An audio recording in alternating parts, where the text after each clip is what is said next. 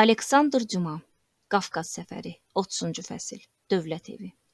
Arabaçının böyük evə girməyi ilə çıxmağı bir oldu və dərhal xəbər verdi ki, qarşıdakı xudmani mənzil bizim üçün ayrılmışdır.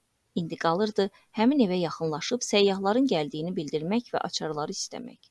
Mən qətiyyən adımın çəkilməməsini tapşırmışdım. Çünki gecənin bu vaxtında knyazı yatağından qaldırıb narahat etmək istəmirdim. Arabaçı knyazın nökərlərindən biri ilə qayıtdı. Bu adam yatmamışdı və görünüşündən əsl qaravulçuya oxşayırdı. O bizim silahlarımızı gördü və onların dolu olub-olmadığını, hansı güllədən qoyduğumuzu soruşdu. Cavab verdik ki, tüfənglərin ikisi qaban gülləsi, üçü isə qırma ilə doldurulub. Cavabımız həmin adamı qane etdi. Karaşo, karaşo, o 2-3 dəfə təkrar etdi. Bu isə lap yaxşı demək idi. Razılıq əlaməti olaraq bu mərd adama baş əydim və elə həmin andaca acından qarnımın quruldamağı yadıma düşdü. Knyazın nökəri elə bir ürəyimdən xəbər verdi, nəyə ehtiyacımız olduğunu soruşdu. Üçümüz də xorla eyni cavabı verdik. Nökər şam yeməyi üçün bir şey gətirməyə getdi və biz fürsətdən istifadə edərək təzə evimizə baxış keçirməyə başladıq. Ev 5-6 otaqdan ibarət idi və otaqların birində mebel adına 2 dayaq üstündə duran 3 taxtadan başqa heç nə yox idi. Bunun əvəzinə divarlarda çoxlu taxtçalar var idi. Mən ilk dəfə idi ki, belə memarlıq üsuluna rast gəlirdim. Bu barədə mənə haçansa Dandukov, Karsakov danışmışdı. Bir həkimin hər dəfə xəstəxanadan qayıdarkən bu taxtçalara yaxınlaşıb hərəsinin qabağında bir stəkan punş içdiyini də nağıl eləmişdi. Bədbəxtlikdən bu dəfə taxtçalar boş idi. Oturmağa kətil olmadığından biz çarpayların üstündə oturub gözləməli olduq və özümüzə söz verdik ki, səhər açılan kimi atları qoşaq, knyazın evinə gedək və elə oradan da yola çıxaq. Qulluqçu, başqa cür desək nökər, bu iki vəzifə arasında böyük fərq vardır. Bir qap isə verilmiş balıq, bir qap soyutma ət, yanında isə çaxır və araq gətirdi. Biz soyuqdan əsə-əsə yeməyə başladıq. Otaqdakı sobanı az əvvəl ağzına qədər odunla doldurmuşduq.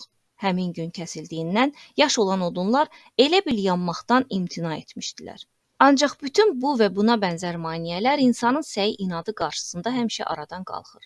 Samavar pık-pık qaynayır və mənzilin qızması üçün sobaya bacardığı qədər kömək edirdi. Bir sözlə çox çəkmədi ki, boş və soyuq otaqlar insan nəfəsi ilə isindi və canlandı. Aclıqdan, yorğunluqdan və soyuqdan sonra yaxşı yemək, qızınmaq və dincəlmək adamın əhvalını yaxşılaşdırır. Süslüyü, kefsizliyi aradan qaldırır. Rusiyada çox içilən, şimal xalqlarının soyuqdan keyləşmiş əzalarına öz istiliyi ilə canlanma gətirən elə bu məqsədlə də şərqdən, Çindən səhraları aşaraq gətirilən çay bizi mənəvi və fiziki cəhətdən gümrahlaşdırır. Çox keçməmiş keyfimizin kökəldiyini bəh-bəh nidaları ilə biruzə veririk.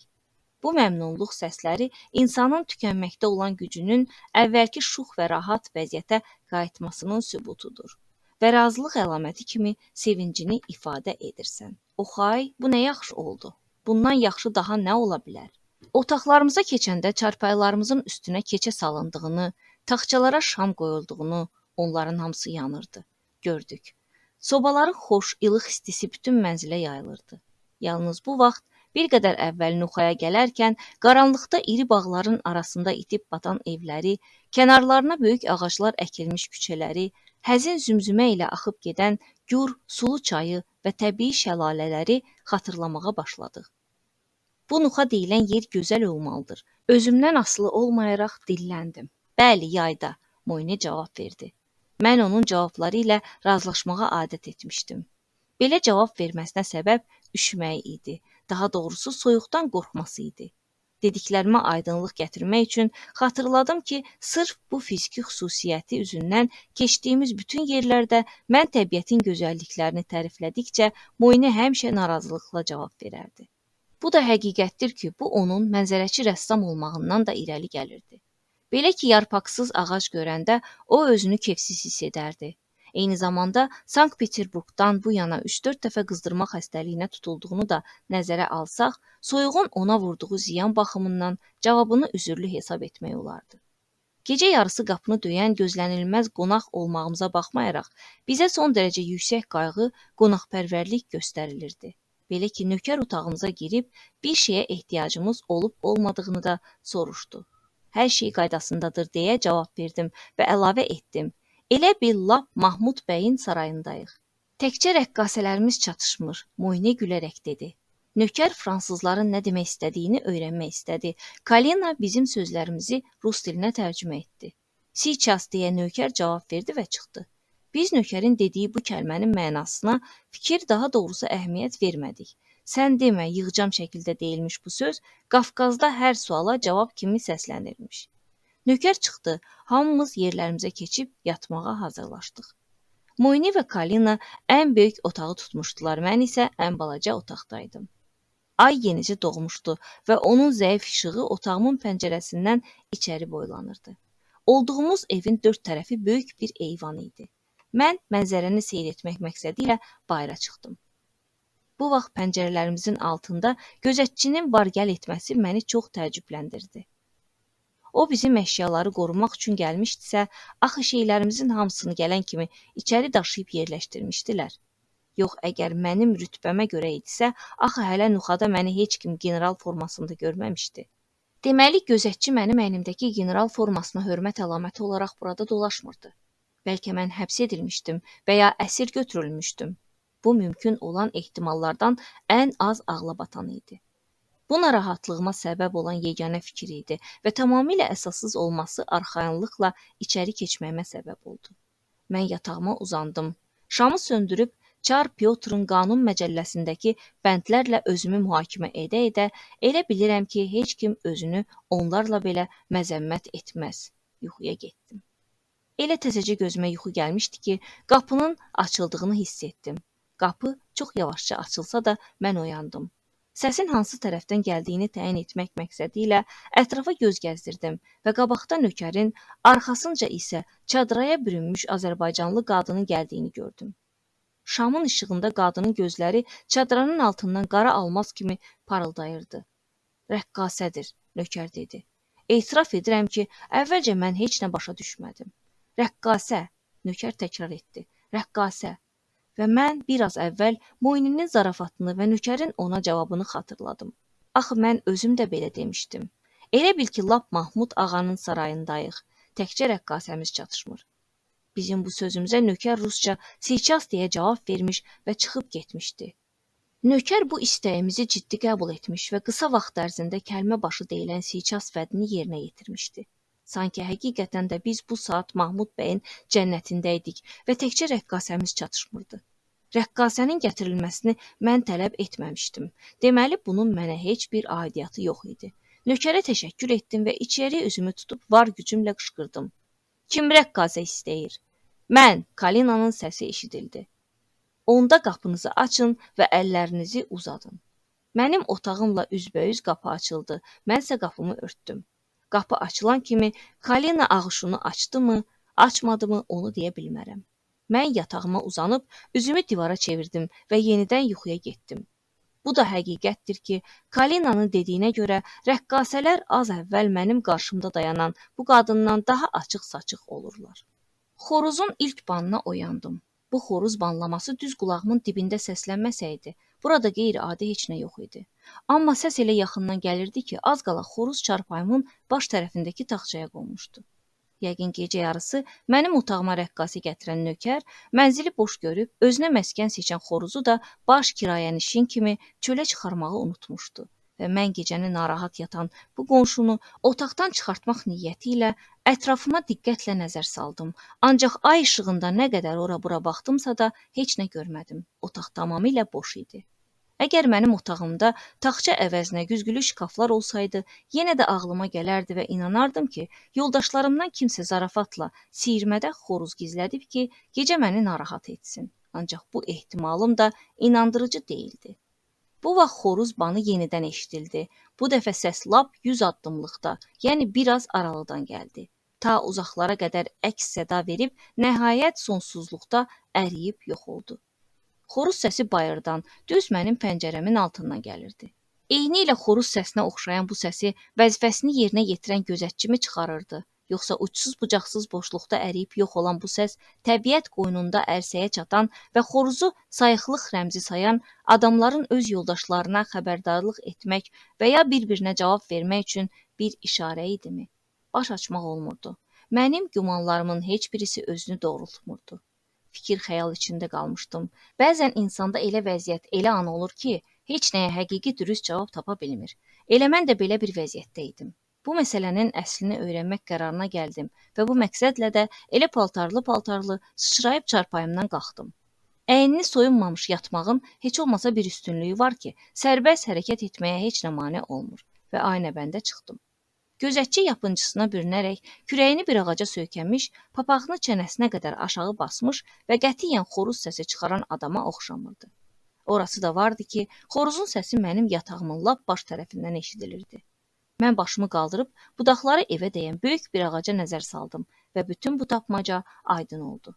Zil səsə malik gözəl xanəndə bütün hərəmxanası ilə birlikdə ağacın budağının üstündə yatmışdı. Başqa cür desək, ayıq-sayıq dayanmış, hərəmlərinin keşiyini çəkirdi. Görünür hələ nuxada toyuq hini icad olunmayıb. Hər bir xoruz evin ətrafındakı ağaclardan birini özünə məskən seçir. Toyuqlarla birlikdə qalxıb, gecəni səhərə kimi onun budaqları üstündə yatır. Yalnız səhər oradan yerə düşür. Bəlkə onlar La Fontaine'in tülkü və üzüm təmsilini oxumuş və yəqin ona görə də dərilmiş üzüm salxımının yerində oturmuşdular. Fransada Parisin Saint-Denis qəsəbəsinin və Saint-Martin küçəsinin sakinləri evlərin yanından keçib gedən faytonların səs-küyünə adət etdikləri kimi, Nuxa əhli də görünür mənim yuxuma zəhər qatan bu mahnıya adət etmişdilər.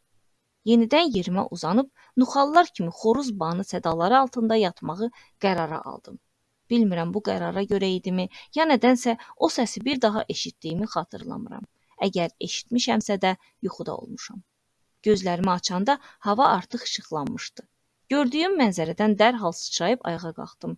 Hər tərəf su içində idi. Sanki şəlalələrin ağzını bura göndərmişdilər. Moskvadan tutmuş buraya qədər bütün yataq otaqlarında bu mayenin çatışmaması həmin otaqların əsas mənfi cəhəti idi. Suyun olmaması və hər gün bu problemə qarşı apardığı mübarizə indi də məni bu mübarizəyə yenidən başlamağa, onu axıra çatdırmağa vadar edirdi.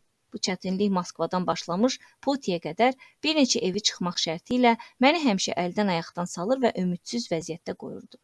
Mən bu mövzuya dəfələrlə qayıdacağam. Ona görə ki, gələcəkdə mənim kimi səyahət etmək istəyən oxucularıma qabaqcadan xəbərdarlıq edim ki, onlar Rusiyada bir çox böyük şəhərlər istisna olmaqla bizim mədəniyyətimizin məlum olmayan bəzi elementlərini özləri ilə götürməyi yaddan çıxarmasınlar. İspaniyada səyahətdə olarkən mənim İspanca lüğətim vardı. Mən şiş sözünü oradan axtarıb tapdım. Bütün mətbəxi ələk-vələk eləmişdim, ancaq onu tapa bilməmişdim. Orası da həqiqətdir ki, mən mətbəxdə sözü yox, əşyanı axtarırdım. Ancaq indi rusca lüğətim yox idi. Belə bir lüğəti olanlara ləyən sözünü öyrənməyə məsləhət görürəm. Əgər bu sözü tapsalar, səyahət zamanı götürdükləri şeylərin arasına ləyəncə də əlavə etsinlər. Yeri gəlmişkən deyim ki, mən ondan birini Tümen knyazinin evində görmüşəm. Aftafa və ləyən gümüşdən hazırlanmışdı. Onları kilid altında saxlanılan ləvazimatların içərisindən çıxartdılar və böyük qayğıkeşliklə gətirib mənim masamın üstünə qoydular. Ancaq aftafada su yox idi. Axşam yerimə uzanarkən su istədim, lakin nökərlər özlərini bilməməzliyə vurdular. Sabahsı gün səhər mən təkidlə su tələb etdim. Bir kalmıq aftafanı götürüb Volqa çayından su gətirdi. 10 dəqiqə keçəndən sonra mənim aftafam su ilə dolu idi və mən onu bacardığım qədər qənaətlə işlədirdim ki, bu mərhəmətli insan su gətirmək üçün evdən 4-500 addım aralıda olan çaya yollanmasın. Məlumunuz olsun ki, Rusiyada Sankt-Peterburq və Moskvadan başqa hər yerdə suyu çaylardan gətirirlər və çayların bəzilərində, məsələn, Kuma kimi çaylarda yalnız qar əriyəndə su olur. Ancaq bu onların xəritəyə düşməsinə mane olmur. Və mənim 3600 vers uzunluğu olan nəhəng Volqa haqqında dediklərimi də qulağınızda sırğa edin. Eni bəzən 3-4, bəzən isə 5 versdə çatan, mənsəbində isə hətta 7 versdə çatan bu çay çox aldadıcıdır. Onun dərinliyini hər an ölçmək lazımdır. Gecə vaxtı bu çayda üzmək təhlükəlidir. Hər adam buna cəsarət eləməz. Gəmi o saat saya oturar və onun 60-70 verslik mənsəbindən heç biri 600 tonluq gəmini Həştərxandan Xəzər dənizinə apara bilməz. Bəzi rus çayları rus mədəniyyəti kimi genişdir, amma dərin deyil. Deyirlər ki, Osmanlı imperiyasının yalnız ön divarları var. Rusiyanın isə ancaq xarici görünüşü vardır. Bəlkə də ruslar ölkə ilə orada yaşayanları qarışıq salaraq son dərəcə səmimi qarşılandığım bir ölkə haqqında dediyim bu sözlərə görə məni nankor adlandıracaqlar. Bu onların öz işidir. Mən onlara belə cavab verirəm. Məni yaxşı qarşılayan insanlardır ölkə yox. Mən ruslara minnətdaram, Rusiyaya yox. Dediklərimizin doğruluğunu anlayan insanların arasındakı fərqi də görmək vacibdir. Onlar təhsil almaq üçün xaricə gedir, xarici dili mənimsəyirlər. Belə çıxır ki, bəlağət elminə, maarifçiliyə dərindən yələnmək üçün onlara öz ana dilləri bəs eləmir. Əgər dövlət bütün nəzarət məntəqələrində 2 taxta çarpayının, bir masanın, 2 ədəd kətlin, divar saatının, eyni zamanda bir avtofa ləyənin və bu ləyənin də içində suyun olması barədə göstəriş versə, o qədər də çox xərcə düşməz. 5-6 ildən sonra bura əl-üz dəsmalı da əlavə olunar. Əlbəttə hər şeyi birdən-birə tələb etmək olmaz. Həqiqət naminə deməliyəm ki, bizim nökərə təkcə bir işarə bəs idi ki, gecə saat 11-də olduğu kimi səhər saat 6-da da vəzifəsini can başla yerinə yetirməyə hazır olsun və 5-6 stəkan su tutan gözəl formalı bir mis bardağı götürüb su gətirməyə getsin. Bu su bardağından istifadə etmək üçün əllərini qabağa uzatmaq kifayətdir.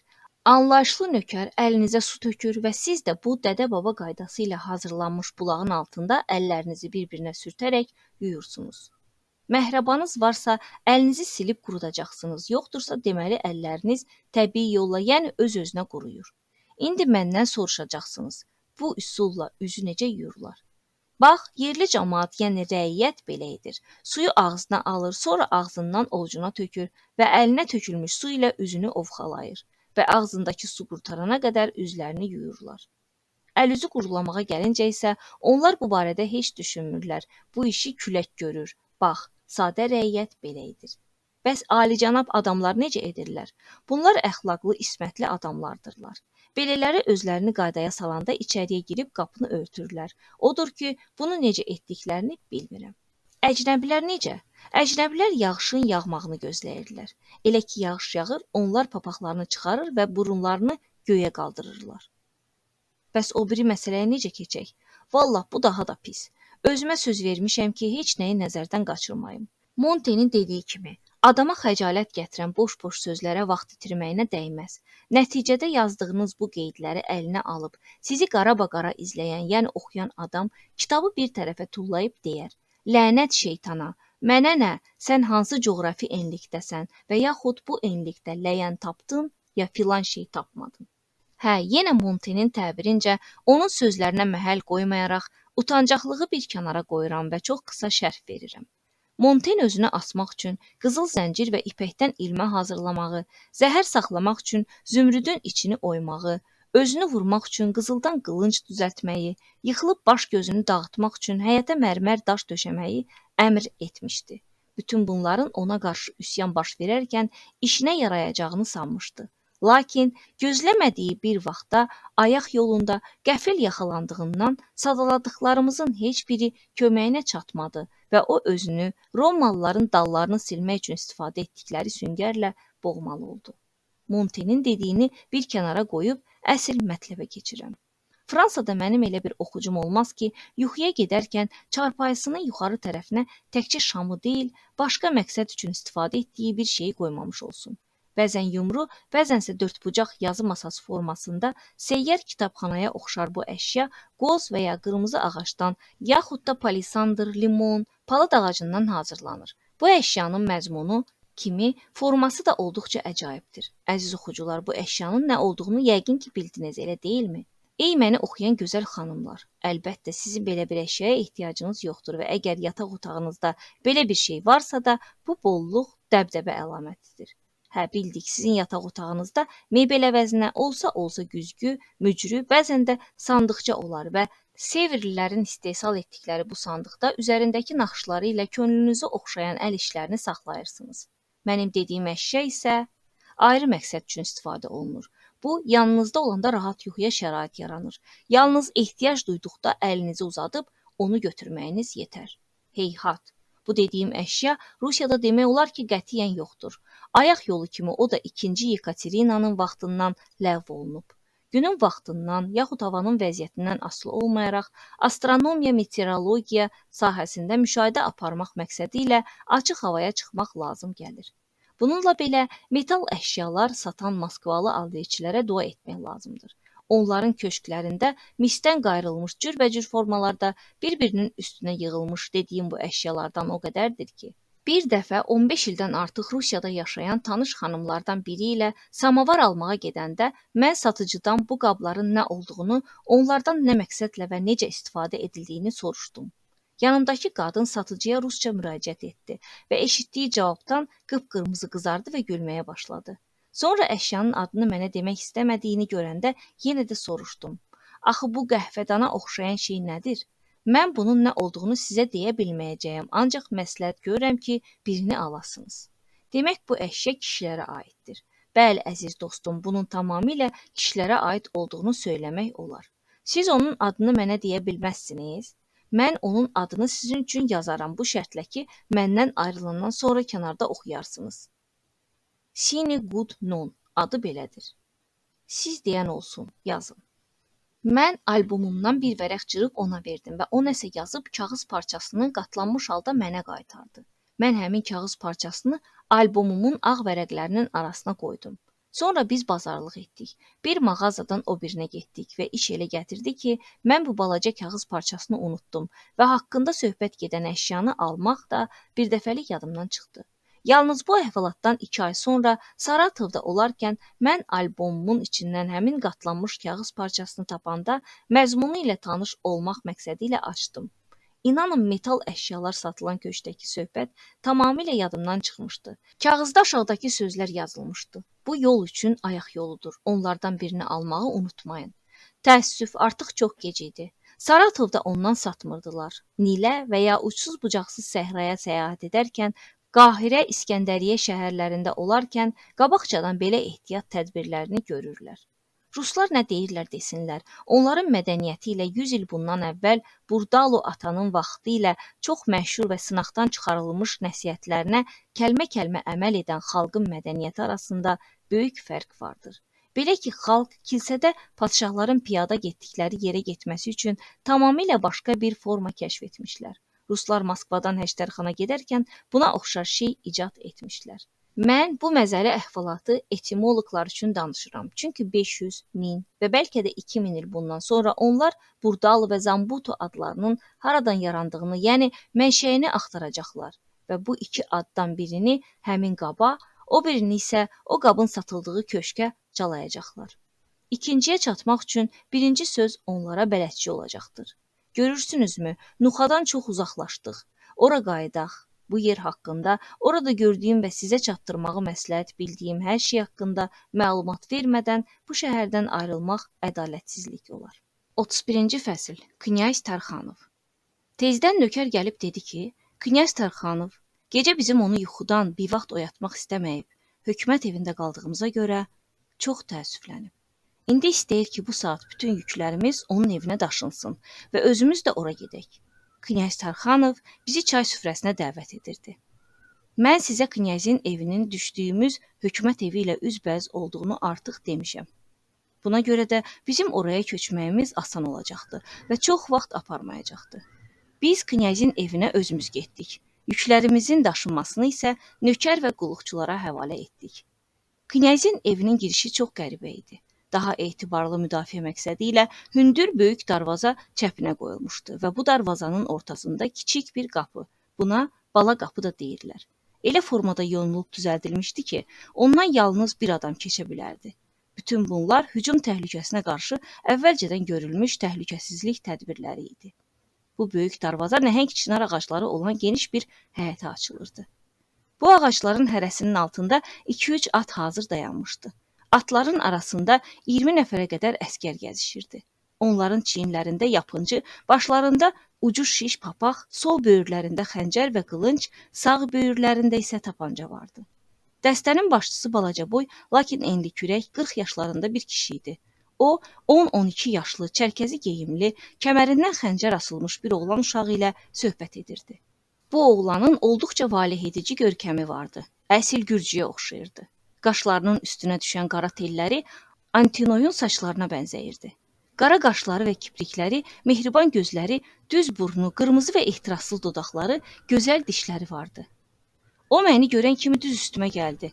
Siz Aleksandr Dumasınız, elə deyilmi? Oğlan səlis fransız dilində məndən soruşdu. Bəli dedim. Siz də yəqin knyaz İvan Tarxanovsunuz, elə deyilmi? Mən onu Bagrationun söylədiyi əlamətlərə görə tanımışdım. O əskərlərin başçısına tərəf çevrildi və gürcü dilində tələsik nəsə dedi. Knyaz, sizin indicə bu zabitlə nə danışdığınızı bilmək olarmı? Əlbəttə, ona dedim ki, mən eşitdiyim nişanələrinizə görə sizi görən kimi tanıdım. Bugün səhər bizə deyəndə ki, hökumət evində səyyahlar var, mən atama dedim, çox güman ki, bu Aleksandr Dumadır. Sizin gəlişinizi bizə əvvəlcədən xəbər vermişdilər, ancaq yubandığınıza görə dedik yəqin Yelizavetpol yolu ilə getmisiniz. Sonra o üzünü evə tərəf tutaraq, ata, ata deyə 50 yaşlı möhkəm bədənli Rus polkovniki libasında olan bir nəfərə tərəf qışqırdı. Ata, gələn Aleksandr Dumadır. Həmin zabit başını azacıq əyərək razılığını bildirdi və pilləkənlə həyətə enməyə başladı. Məni belə səmimi qarşılayan gənc ev sahibini qucaqlaya bilərəmmi? Oğlana müraciət etdim. Əlbəttə deyə o cavab verdi və boynuma atıldı. Mən tənbəllikdən hələ sizin heç bir əsərinizi oxumamışam, ancaq indi sizinlə tanış olandan sonra yazdıqlarınızın hamısını oxuyacağam. Bu yerdə oğlanın atası artıq həyətə gəldi və bizə yaxınlaşdı. Bax, ata, mən sənə deyirdim ki, bu gələn Müsyo Aleksandr Dumadır. Gördün? Özüdür. O düz bir həftə bizimlə qalacaq. Mən gülümsədim. Biz bu axşam uzaqbaşı sabah səhər yola düşürük, ona dedim. Bəli, əgər mümkünsə bu axşam. Moyne dilləndi. Hər şeydən qabaq biz sizi bu axşam heç yerə buraxmarıq, çünki ləzgilərin sizi boğazlayıb öldürmələrini istəmirik. Sabaha gəldikdə isə ona hələ baxarıq.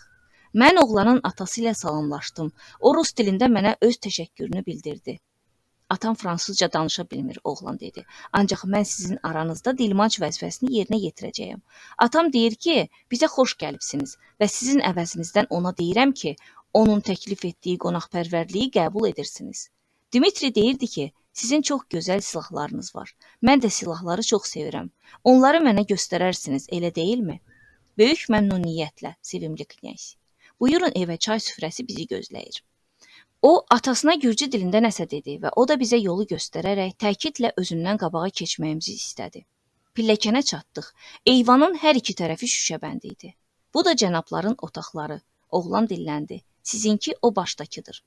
Şeylərinizi də gətirib 3-cü otağa qoyacaqlar ki, sizə maneçilik etməsin. Hə, indi buyurun keçin. Atam heç vaxt sizdən qabağa keçməz. Mən keçdim, pilləkəni qalxdım və aynəbəndə çıxdım. Oğlan böyük bir otağın qapısını açmaq üçün bizdən qabağa keçdi. Hə, indi siz öz evinizdəsiniz. O bizi salamlayaraq dedi. Və bütün bunlar fransız dilində elə incəliklə, elə mükəmməl cümlə quruluşu və elə gözəl ifadələrlə deyilirdi ki, mən heç vaxt doğma ölkəsindən kənara çıxmayan, Şirvanın bir güşəsində, İranın əyalətində, Parisdən 1500 mil aralıda dünyaya gələn bir uşağın fransızca bu qədər səlis danışmasına heyran qalmışdım. Təəccübdən özümə gələ bilmirdim. Həqiqətən bu möcüzə idi. Biz üstünə buğlanan samavar qoyulmuş masanın ətrafında əyləşdik. Deyəsən, mən artıq demişəm ki, Rusiyada və onun hakimiyyəti altında olan bütün məmləkətlərdə kişilər çayı stəkanda, qadınlar isə fincanda içirlər. Bəli, mən də stəkandakı çayı əlimə götürərək knyazə bir neçə iltifatlı söz və sual yağdırdım. Həmin bu uşaq söz ağzımdan çıxan kimi adamı heyran edəcək qədər asanlıqla onları tərcümə edirdi. Sanki bütün ömrü boyu dilmanclıq eləmişdi. Necə oldusa birdən gecəki gözətçi yadıma düşdü. Yeri gəlmişkən knyaz İvana müraciətlə dedim. Bizim gecə qaçmağımızdan qorxduğunuz üçünmü qapımıza gözətçi qoymuşdunuz? Xeyr, cavan oğlan gülərək dedi. Xeyr, bu sizin təhlükəsizliyiniz üçündür. Necə? Bizim təhlükəsizliyimiz üçün?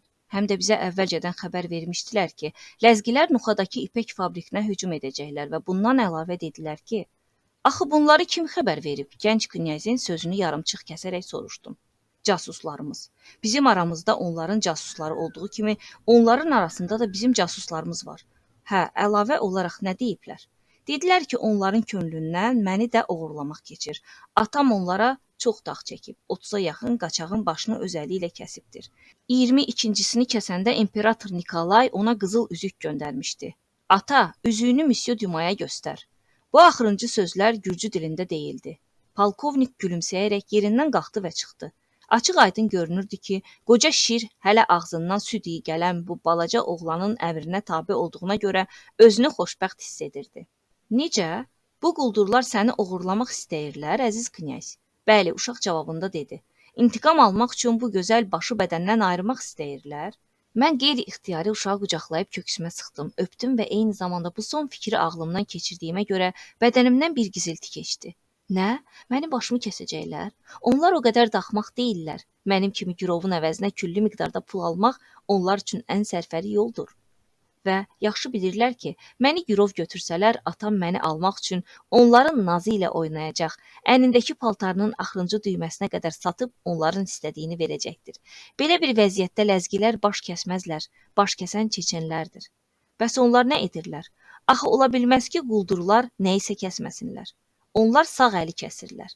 Bəs kəsdikləri əli nə edirlər? Onu öz qapılarına mismarlayıb asırlar. Kimin qapısında belə kəsilmiş əl çoxdursa, həmin adam onlarda ən hörmətli adam sayılır. Deməli, həmin adam rəis adlanır. Bəs siz kimə rəis deyirsiniz? Padşahın əlaltısına. Bəli, elədir ki, var. Polkovnik üzüyü də gətirib gəldi. Üzüyün qaşında 4 qiymətli almaz parlayırdı. Ortasında da imperatorun monoqramı vardı. Nə vaxt mən 3 baş kəssəm, gənc knyaz bu sözləri elə deyirdi ki, sanki söhbət 3 qoz qırmaqdan gedirdi. Atam söz verib ki, onda bu üzüyü mənə verəcək. Səbr edin mənim sevimli knyazim, 22 baş kəsin sonra. İmperator Aleksandra yazın, onda İmperator Nikolayın atanıza göndərdiyi üzükdən birini də sizə göndərər və beləliklə ailənizdə bu üzükdən 2 dənə olar. Oh, kim bilir, uşaq bunlara əvvəlki sözlər kimi çox soyuqqanlıqla dedi. Kim bilir, belə bir xoşbəxtlik mənə nəsib olacaqmı? Bu iş gündən günə çətinləşir və kəndlərin çoxu artıq hökumətə tabe olur. Görünür, mən 3 başla kifayətlənməli olacağam. Əminəm ki, bütün ömrüm boyu 3-dən artıq ləzginin başını kəsə bilməyəcəyəm. Kim bu qədər ləzgi öldürməyib ki? Məsələn, mən, hörmətli knyaz. Axı siz bu yerlərin adamı deyilsiniz. Bunun sizə aidiyyatı yoxdur. Bax, siz həyətə girəndə mənimlə danışan adam artıq 11 ləzginin başını kəsib. İndi belə hesab edir ki, əgər casusların dediyi doğru olsa, 2-3 günə o 12-cinin də başını kəsər.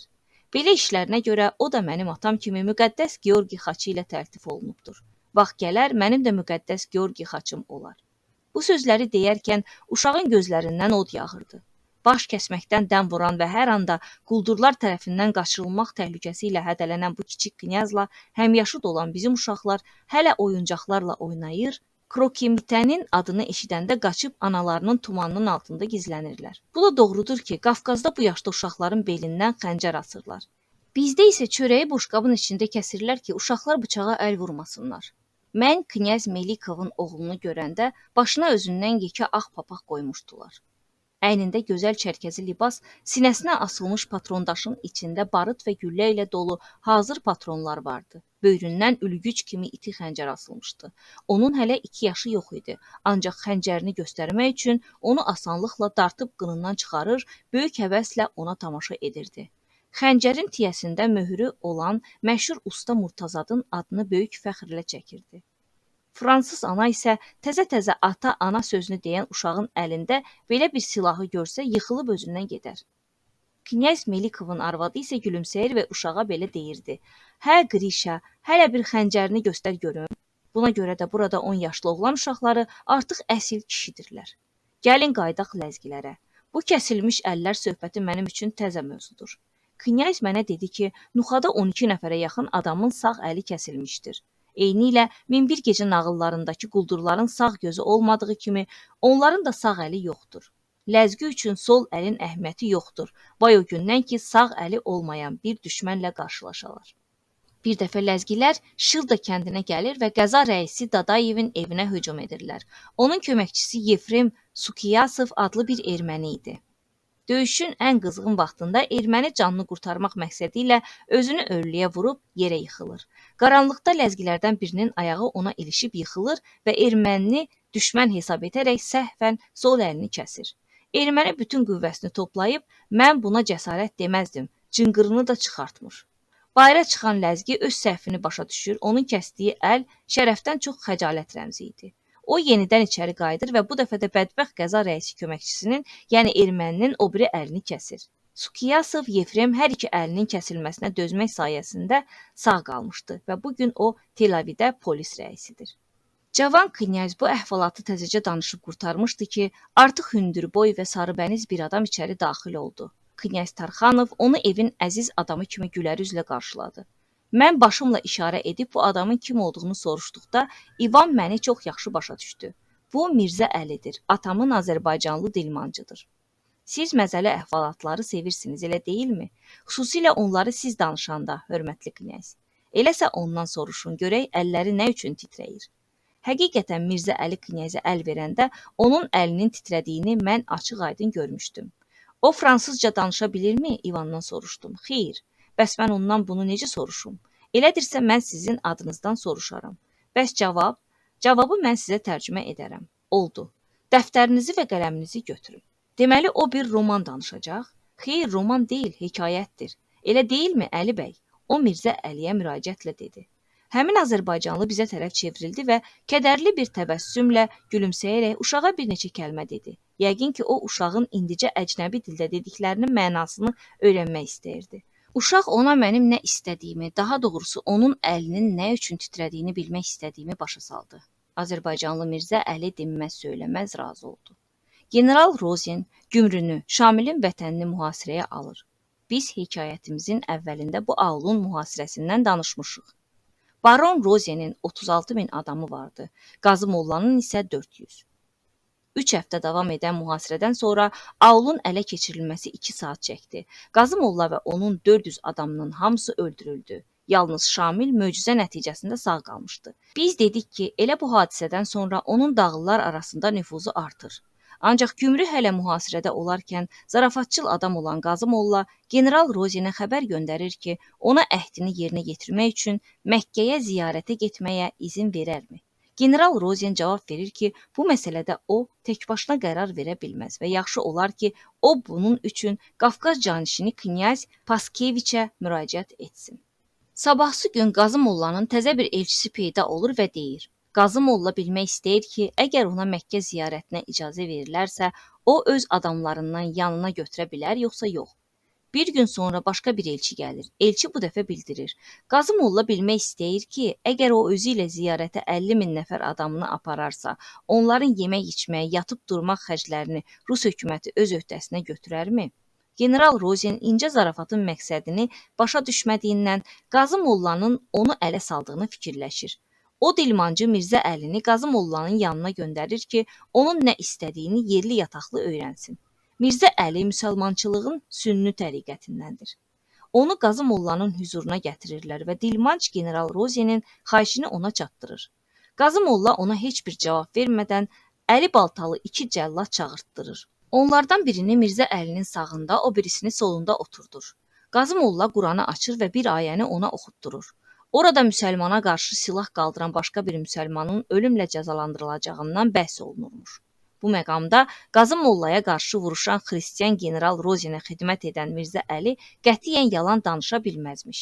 Beləliklə Mirzə Əli əsməyə və min cür bəhanə ilə başını bəladan qurtarmağa çalışır. O yalvararaq deyir ki, zavallı adamdır, kimə qulluq etməyi öz ixtiyarında deyil. Talib elə gətirib ki, rusların əlinə əsir düşüb və məcburən onlara xidmət edir. Qazı Molla heç bir cavab vermir. Ancaq şübhəsiz bütün bu bəhanələrin heç biri ona inandırıcı görünmür. Ona görə də get-gedə qaşqabağını tökməyə başlayır və o qaşlarını çatdıqca Mirzə Əlinin titrəməsi daha da şiddətlənirmiş. Mirzə Əli yağlı dilini işə salır. Onun müdafiə nitqi 15 dəqiqə çəkir. Qazı Molla onun 15 dəqiqədə çəkdiyi cəza ilə kifayətlənir və bu bədbəxt dilmanca bərk-bərk tapşırır ki, özünü gözləsin və bir daha onun əlinə düşməsin. Mirzə Əli elə bu qorxu ilə də Qazı Mollanın yanını tərk edir. Ancaq Qafqaz Yupiterinin qaşlarını dəhşətli şəkildə çatması, qəzəbli baxışları onun canına elə əsməcə salır ki, bu günə qədər onun titrəməsi dayanmır. Yəqin ki, ölənə qədər də belə qalacaqdır. Bu əhvalatı onun öz dilindən eşitmək, keçirdiyi qorxu hissini ona bir daha xatırlatmaq və bu bədbəxtin əlinin əsməsinin yenidən güclənməsi görünür İvana ləzzət verirdi. Çay dəstgahı başa çatdı. Sonra daha 2 əhvalat danışdı. Mən bu gözəl dilmanca mükafat vəd etdim. Ona nəinki silahlarıma baxmağı, üstəlik həyətdə onlara güllə qoyub atmağı, sınaqdan keçirməyi də təklif etdim. Belə olduqda o uşaq kimi yerindən sıçradı, əlini əlinə vurdu və qaçaraq hamıdan qabaqda pilləkənlə həyətə düşdü. Özümlə gəzdirdiyim 6 tüfəngdən indi 4-ü qalmışdı. Birini hədiyyə etmişdim. O birini nə iləsə dəyişmişdim. Hər ikisi də qoşa lülə idi. Biri Marselli Zauenin, o birisi Peren Lepajın istehsalı idi. Qalan o biri 2 tüfəng isə devimin əlindən çıxmış əla silahlardı. Bunlardan birini 30 ildən çox idi ki, özüm istifadə edirdim. Devim bunu Lifoşun üsulu ilə düzəltmişdi. O birisi axırıncısı adi qoşalülə tüfəngi idi. Ovçular qəzetinin mükafatı kimi məşhur şir ovçusu Jirarın adına düzəldilmişdi. Silah son dərəcə gözəl atırdı və onun dəqiq vurmasına söz ola bilməzdi. Mənim gənc knyazım adi silahla qoşalülənin nə demək olduğunu çox gözəl bilirdi. Bilmədiyi və onu təəccübləndirən təkcə bircə şey vardısa, o da güllənin silahın xəzinəsinə necə qoyulması idi. O güllənin düzəldilib hazırlanmasından başlamış tüfəngin qundağından lüləsinə kimi izahlarımın hamısını dərhal özü də çox gözəl şəkildə başa düşdü. Ən maraqlısı bu idi ki, gənc knyaz həyətdə saxlanılan əhəlləşdirilmiş böyük bir marala söykənərək bütün bu dediklərimi böyük diqqətlə dinləyirdi. Maral özünü elə göstərirdi ki, sanki bizim söhbətimizə maraq göstərirdi. Bu vaxt bizim söhbət etdiyimiz yerdən 4 addım aralıda yerə yatmış, maraldan daha az maraqlı görünən, iri, qara bir qoç razılıq əlaməti olaraq hərdən bir başını qaldırıb hikkə ilə bizə baxırdı. Gənc knyazın əlindən qəza çıxacağından ehtiyat etdiyimə görə tüfəngi elə-belə yoxlamaq üçün həyətdəki mancanağa tərəf tuşlayıb atdım. Sonra bir taxtanı, düzünü desək, bir nişangahı dayandığımız yerlə üzbəüz həyətin qurtaracağında dik söykədim. Qoşa lülə tüfəngin hər iki lüləsinə güllə gilizi qoyub süngünü çəkdim və gözümün bir ucu ilə maralla qara qoçun bu saat yerlərindən sıçrayacağını görmək məqsədi ilə tətiyi çəkdim və güllələrin ikisini də atdım.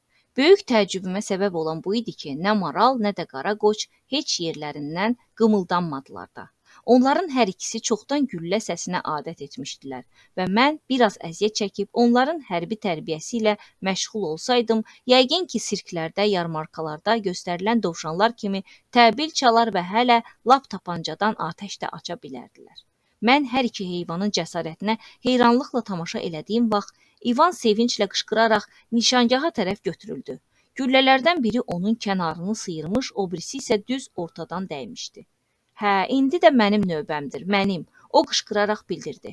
Bu dəfə mən ona 2 patron verdim və patronları o özü tüfəngə qoydu. O gülləni tüfəngin sandığına qoyanda nəinki qorxmadı, heç tərəddüd də etmədi. Bircə dəfə baxmaqla mənim bütün hərəkətlərimi ustalıqla təkrar edirdi. Oğlan gülləni tüfəngə qoymuşdu, indi isə söykənmək üçün yer, dayaq nöqtəsi axtarırdı. Onu belə bir vəziyyətdə güllə atmaq fikrindən daşındırmağa çalışdım, ancaq razılaşmadı. Şərqlilər yaxşı tüfəng atırlar, ancaq həmişə də belə vəziyyətdə. O bir çəllək tapdı. Demək olar ki, bütün həyətlərdə çəllək tapmaq mümkün idi. Ona söykəndi. Belə bir istinadgahı olmasına baxmayaraq, güllələrdən biri taxtanın sağından, o birisi isə solundan keçdi və heç biri hədəfə dəymədi. O pərt olub qızardı. Yenə ata bilərəmmi? O məndən xahiş etdi. Əlbəttə, nə qədər istəyirsinizsə ata bilərsiniz. Tüfəng də, hədəf də sizin ixtiyarınızdadır. Ancaq icazə verin nişangahı elə düzəldim ki, yaxşı görüb tuşlaya biləsiniz. Görünür, yaxşı görə bilmədiyinizdən hədəfi vura bilmədiniz. Oldu. Yəqin bunu mənə təskinlik vermək üçün deyirsiniz. Xeyr, bunu ona görə deyirəm ki, belə lazımdır. Bəs siz dayaq nöqtəsi olmadan necə vurdunuz? Çünki mən ancaq bir nöqtəyə baxırdım. Hansına? Bax, sizin çətinliklə gördüyünüz o mismar var ha. Mən onu nişan almışdım. Onu mən də yaxşı görürəm. Hə, yaxşı baxın. Mən indi bu mismarın üstünə bir kağız asacağam ki, bu dəfə taxtanı vura biləsən. O, ömründə ilk dəfə silahdan atəş açan və gülləsi hədəfə dəymədiyindən ruhdan düşən atıcı kimi başını silkələdi. Oğlan tüfəngin sandığından boş güllə gilizlərini çəkib çıxararaq onların yerinə təzəsini qoyana qədər mən bir kağız parçasını aparıb nişangaha yapışdırdım. Sonra ondan 10-12 addım kənara çəkilib dedim: "Atın." O dizlərini yerə qoydu. İkinci dəfə çəlləyinə söykəndi. Uzun-uzadı nişan aldı və atəş açdı. Güllə kağızdan 6 barmaq aşağıya nişangahın ortasına dəymişdi. "Əhsən!" Ona tərəf qışqıraraq dedim. Ancaq tətiyi çəkəndə tüfəngi biraz tərpətdiyindən güllə düz hədəfə dəyməyib. "Doğrudur," o dedi. Bu dəfə ona da diqqət yetirərəm. O yenidən atdı. Güllə bu dəfə düz kağıza dəydi. Hə, gördün, sənə deyirdim axı, belə at. Sevincək dedim. Kağızı vura bilmişəm? O əl-ayağa əsə-əsə soruşdu. Düz ortasından gəl bax. O tüfəngi kənara tulladı və qaçaraq gəldi. Mən birdən-birə məğrurluğu və kişiliyi təcəssüm edən bu yaraşıqlı uşağı heç vaxt unutmayacağam. O bayaqdan bəri aynəbənddə dayanıb bu səhnəni bütün təfsilatı ilə izləyən knyazə tərəf çevrildi. Hə, gördün, ata, qışqıraraq dedi. Məni bundan sonra əməliyyata da apara bilərsən. Mən indi tüfəng ata bilirəm. 3-4 ay sonra sevimli knyaz ona dedim. Siz Parisdən eyni ilə mənim bu tüfəngimə oxşar bir tüfəng alacaqsınız. Uşaq əlini mənə uzatdı. Doğrudan, bax mənə söz verdiniz ha. Sizə söz verirəm. Sizi görməmişdən qabaq da sevirdim, o mənə bildirdi. Ancaq indi tanıyandan sonra daha da çox sevdim. Və bu sözlərdən sonra o mənim qucağıma atılıb boynuma sarıldı. Sevimli uşaq, sənə vəd etdiyim tüfəngi mütləq alacaqsan. Kaş o sənə xoşbəxtlik gətirsin. 32-ci fəsil. Nuxa. Küçələr, bazar, zərgərlər, sərraclar, ipəkçilik, xan sarayı. Nahardan sonra gənc knyazdan xəbər aldım ki, şəhəri ilk növbədə də bazarı mənə göstərə bilərmi? O icazə üçün atasının üzünə baxdı və o da başının işarəsi ilə razılığını bildirdi. Bu iki gözəl varlıq arasında heyranedici bir məhəbbət vardı. Onlar bir-birini qəlbən sevirdilər. Ata Nikolaya, gənc knyazın təhlükəsizliyinə cavabdeh olan şəxsi mühafizəçisinə və əlavə 4 nökərə öz tapşırıqlarını verdi. Nikolayla yanaşı nökərlər də kəmərlərini çəkib bərkitdilər. Xəncərlərini bağlayıb papaqlarını düzəltdilər və bizi müşayiət etmək üçün hazır dayandılar. Kiçik knyaz xəncərdən başqa tapanca da götürdü. Xəzinəsində güllə olub-olmadığını yoxlayandan sonra onu kəmərinə keçirdi. 12-15 nəfərə yaxın əskər həmişəki kimi başçıları Badridze ilə nəsə danışdılar və Badridze knyaz Tarxanova bildirdi ki, onun oğlu qorxusuz, ürküsüz çıxa bilər. Artıq 2 gecə idi ki, Badridze öz adamları ilə Nuxa meşələrini gəzib hər yeri gözdən keçirmişdi və şübhəli heç nəyə rast gəlməmişdi. Bundan əlavə, ləzgilərin günün günorta çağı 12-14 min əhalisi olan bir şəhərə basqın etməsi heç də ağlabatan fikir deyildi. Biz evdən çıxdıq. Nikolay bizdən 10 addım qabaqda gedirdi. Onun arxasınca biz, knyaz, Moyni, mən və bizim arxamızca da 4 nökər gəlirdi. Qısası biz bütün şəraiti əvvəlcədən nəzərə alaraq elə silahlanmışdıq ki, həm ön, həm də arxa cəbhəsi olan ordu kimi idik. Strateji cəhətdən təhlükəsizliyimizi təmin edən bu vəziyyətimiz bizə şəhəri istədiyimiz kimi gəzməyə imkan verirdi. Bu şəhər hər tərəfini 2-3 saata başdan ayağacan gəzmək mümkün olan gözəl bir kəndə bənzəyirdi. Şəhər mərkəzindən və ticarət küçələrindən əlavə diqqətimizi cəlb edən şey bütün evlərin hamısının, ayrıca çəpərinin, gözəl bağçasının, ağaclarının və şırıltı ilə axan bulağının olması idi. Bu bulaqların çoxu daşaraq yola axırdı. Knyaz şəhərdən aralıda demək olar ki, bağ evində yaşadığına görə böyük ehtiyat tədbirlərinə əl atması təbii idi. Biz şəhərin baş küçəsinə çatana qədər təxminən 1 verst yol getməli olduq. Baş küçədə bir çalanın içi ilə çınqıllı kiçik çay axırdı. Camaat küçənin hər iki tərəfində yalnız dağ keçilərini və kəndirbazların keçib gedə biləcəyi səki ilə gedirdi.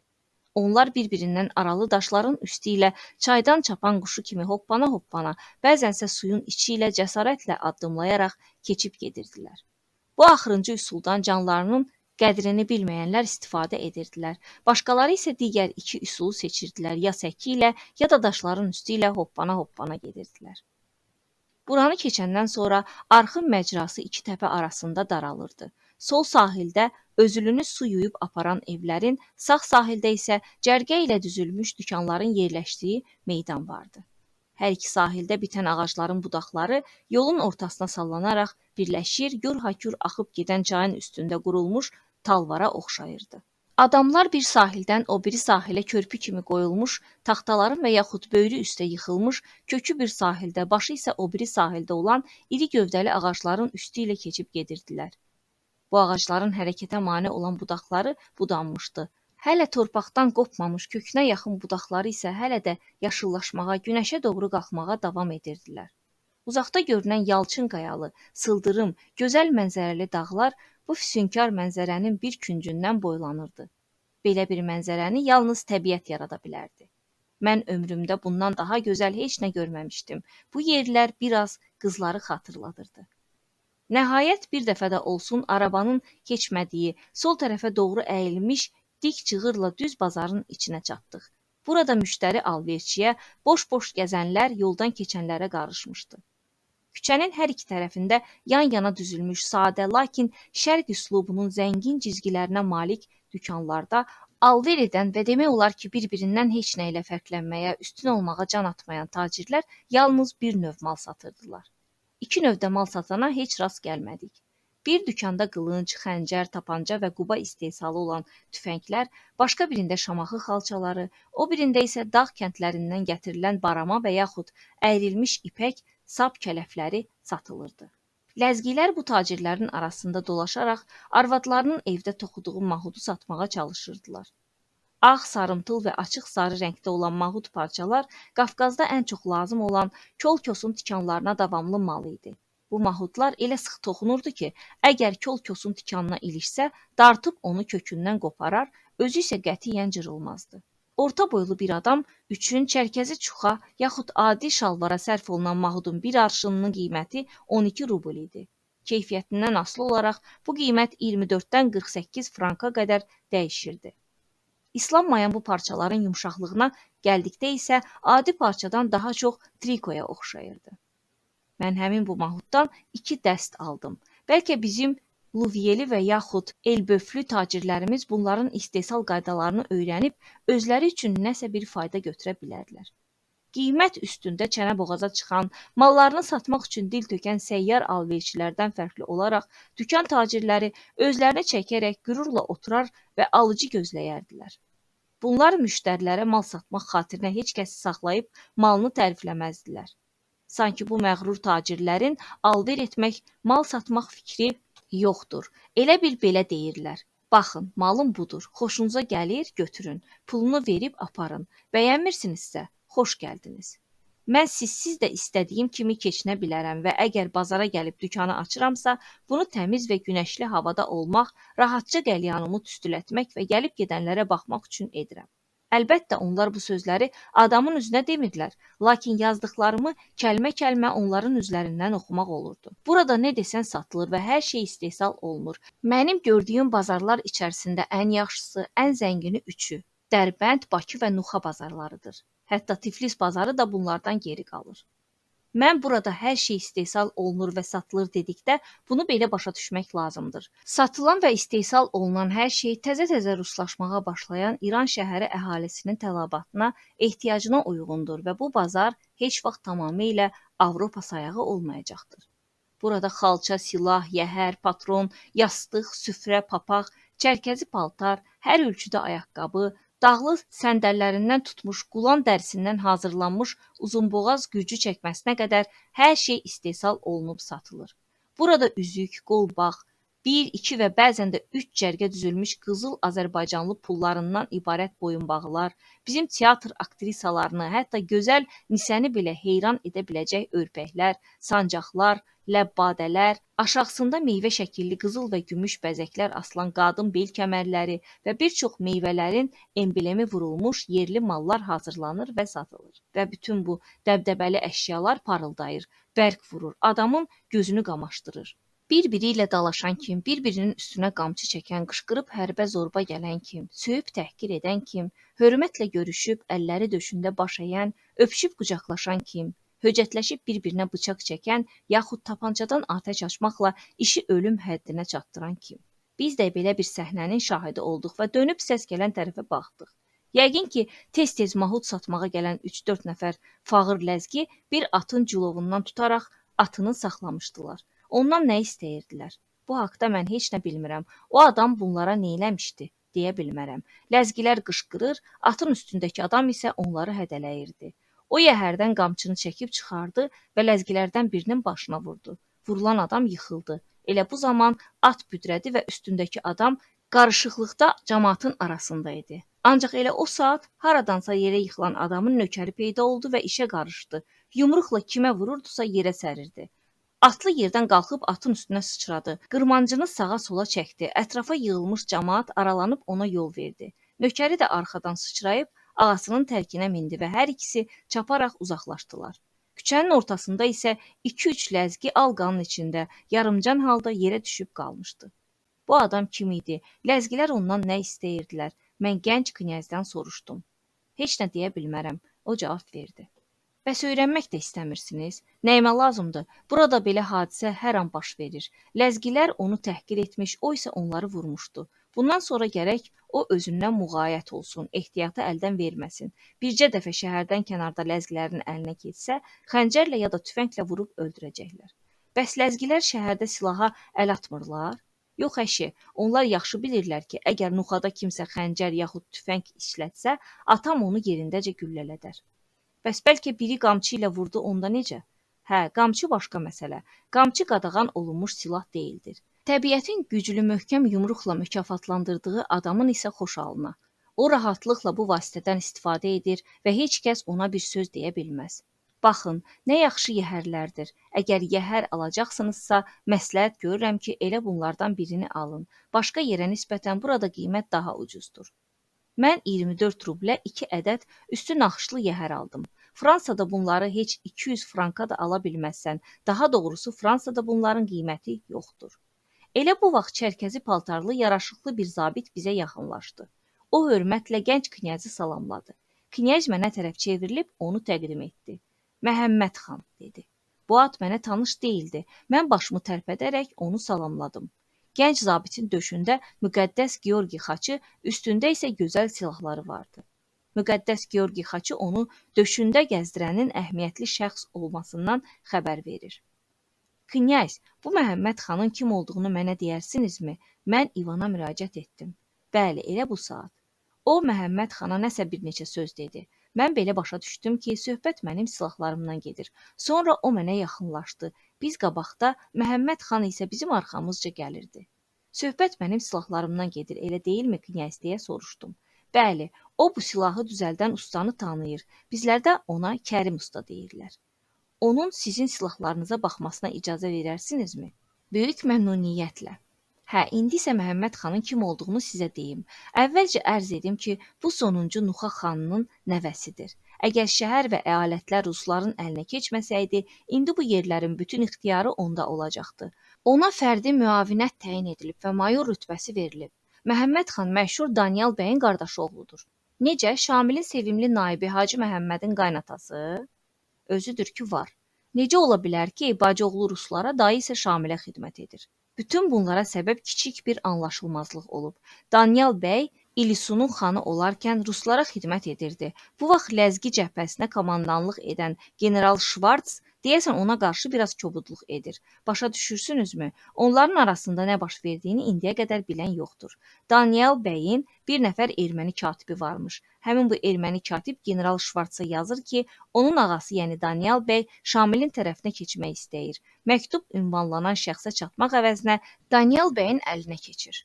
O, katibi xəncərlə vurub öldürür və bu dəfə başının adamları ilə həqiqətən Şamilin tərəfinə keçir. Bu əhvalat 1845-ci ildə olmuşdur. Lakin əgər onun dediklərinə inansaq, Rusiyaya üz döndərməkdən başqa yolu yox imiş. Danyal bəy Tiflisə gəlir və Sankt-Peterburqa gedib imperatorla şəxsən görüşmək üçün ona məzuniyyət verilməsini xahiş edir. Ona istədiyi məzuniyyəti vermirlər. Əvəzində isə yanına xüsusi müşayiət dəstəsi ayırırlar. Əslində bu müşayiət dəstəsi onu mühafizə etməkdən daha çox onu izləmək, nəzarətdə saxlamaq üçün təyin olunur. 1852-ci ildə o bizə qoşulmaq üçün cəhd göstərir və bu məqsədlə də Qarney Maqalliyə gəlir. Burada o baron Vrangelin vasitəsilə knyaz Vorontsova bildirir ki, Rus ordusunda xidmət etmək niyyətindədir. Yalnız bir şərtlə ki, o Maqallidən başqa bir yerdə olmasın. Burada o Şamillə çox yaxın olardı və onunla həmişə əlaqə saxlaya bilərdi. Ona əvvəlki rütbəsini qaytarmağa söz verirlər, amma bu şərtlə ki, ya Tiflisdə, ya da Qarabağda yaşasın. O bunu rədd edir və Şamilin yanına qayıdır. Elə həmin vaxtdan Şamilin ruslara qarşı həyata keçirdiyi bütün əməliyyatlara rəhbərlik edir və bizə çox böyük ziyan vurur. Heç elə hal olubmu ki, dayı və bacıoğlu döyüşdə üz-üzə gəlsinlər? 2 dəfə belə bir şey baş vermişdir. Bəs belə olanda onlar necə hərəkət etmişlər? Onlar bir-birlərini salamlamış və sonra hərə çəkilib öz tərəfinə getmişdir. Mən 28-30 yaşlı bu cavan, yaraşıqlı, boylu buxunlu, ilk baxışda Marlinskinin Amalat bəyini xatırladan insana yeni bir maraqla baxırdım.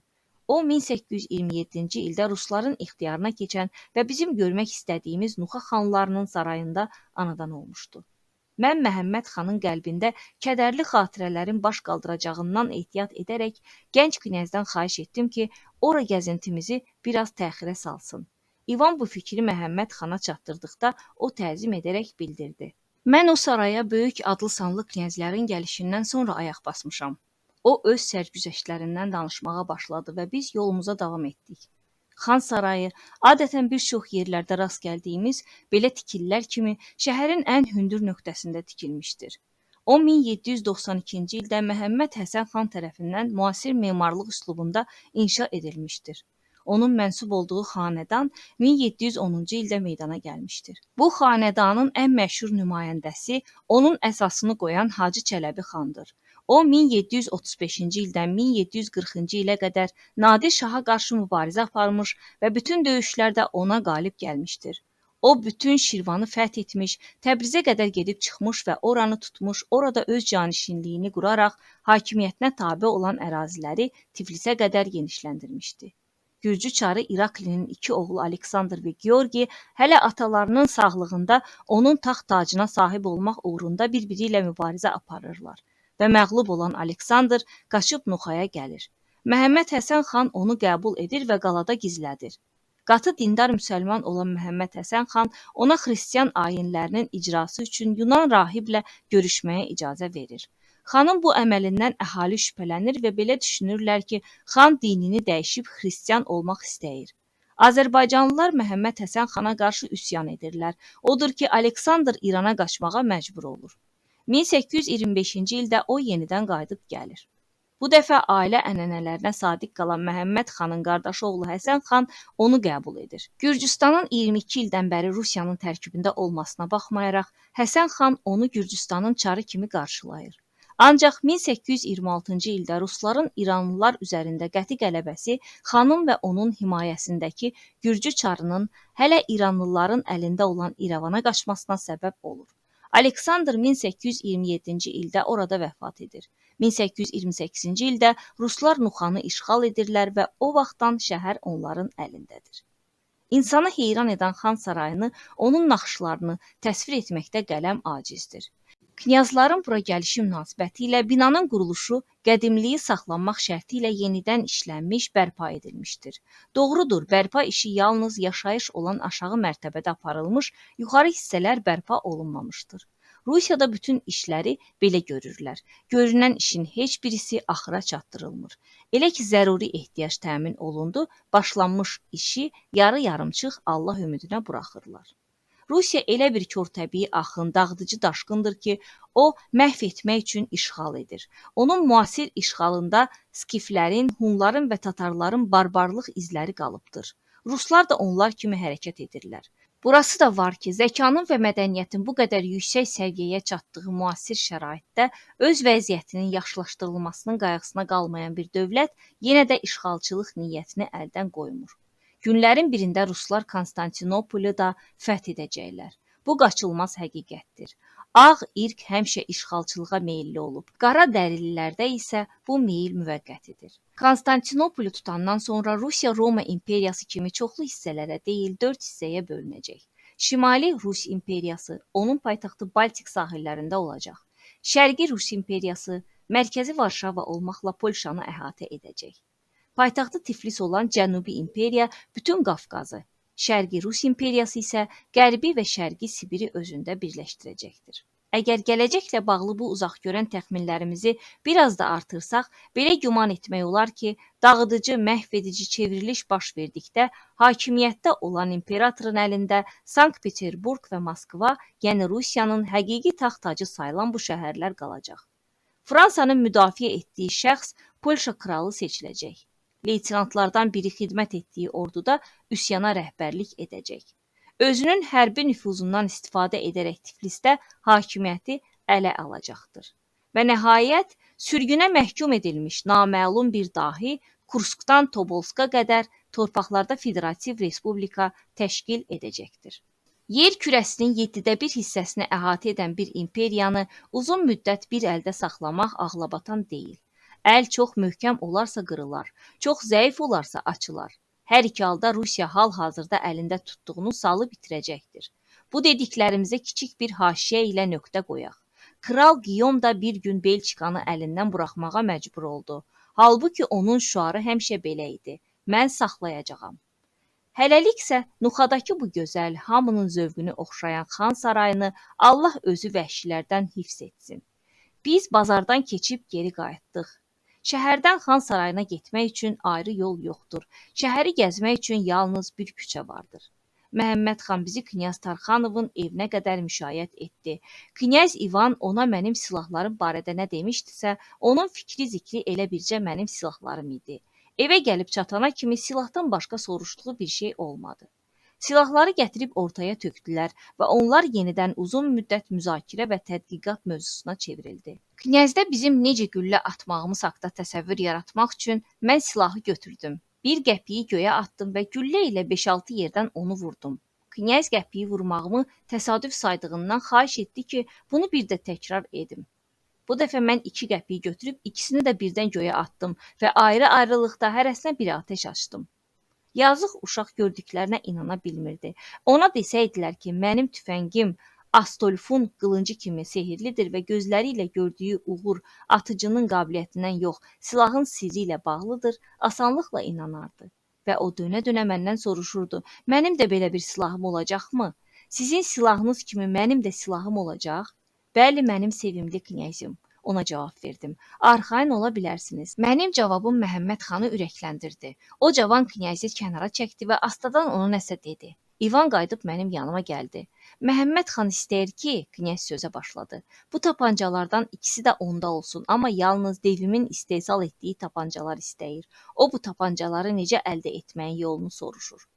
Çox sadə, sevimli knyaz dedim. Bunun üçün Məhəmməd xanın onları istədiyini deməyi kifayətdir. Mən tapancaları ona göndərərəm. Cavabım dərhal Məhəmməd xana tərcümə edildi. Məhəmməd xan mənə yaxınlaşdı. Narahatçılığa görə məndən üzr istədi. Sonra isə bir cüt devin tapancasının neçəyə olduğunu soruşdu. Mən ona bildirdim ki, bu barədə nigaran qalmasın və söz verdim ki, o tapancaları mütləq alacaq. Fransız tapancalarının əvəzində isə mənə Qafqazda istehsal olunmuş başqa bir silah göndərər. O razılıq əlaməti olaraq təzim elədi və qılıncını və tapancasını çıxarıb ikisini də mənə təqdim etdi. Xəncərini isə verə bilmədiyinə görə üzr istədi. Çünki onu bağışlayan adama ölənə qədər xəncəri saxlayacağına söz vermişdi. Göndərəcəyim hədiyyənin qarşılığının belə qaytarılması mənim üçün sərfəli idi, lakin onu götürməyə tərəddüd edirdim. Ancaq İvan mənə dedi ki, rədd etsəm Məhəmməd xanın xətrinə dəymiş olaram. Mən də öz növbəmdə ona təzim etdim və qılıncla tapancanı götürdüm. Silahların hər ikisi incə zövqlə hazırlanmışdı. Qılınca gəldikdə isə görünür o daha məşhur idi. Belə ki, belimə bağlayandan Tiflisə qədər yol boyu rast gəldiyim Azərbaycanlı zabitlərin hamısı çevrilib mənə baxırdılar. Durendal ona görə məşhur idi ki, o saray əyanı Rolandın qılıncı idi.